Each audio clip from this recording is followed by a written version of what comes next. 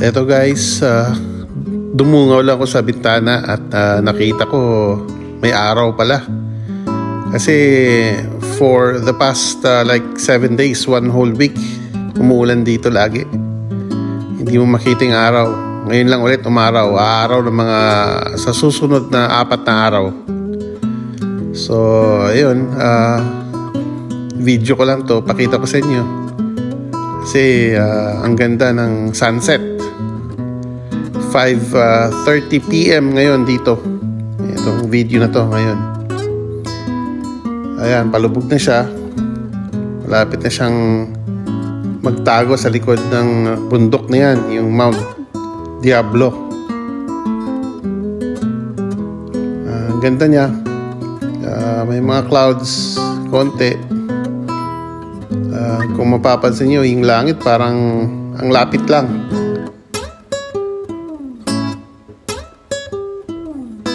Yung driveway namin sa baba.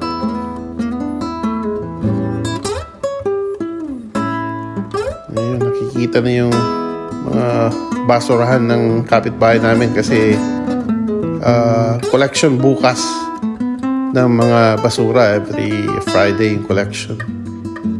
So, normally sa gabi namin nilalabas yan o kaya hapon.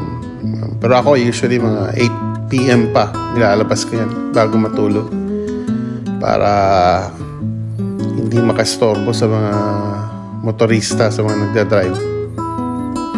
Yun. Ang ganda ng lake. Artificial lake lang yan. Man-made, kumbaga. Pero marami na rin ako nakikita nagfi-fishing dyan eh.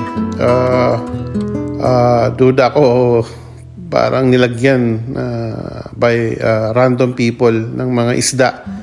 Kaya ngayon yung mga isda malalaki na.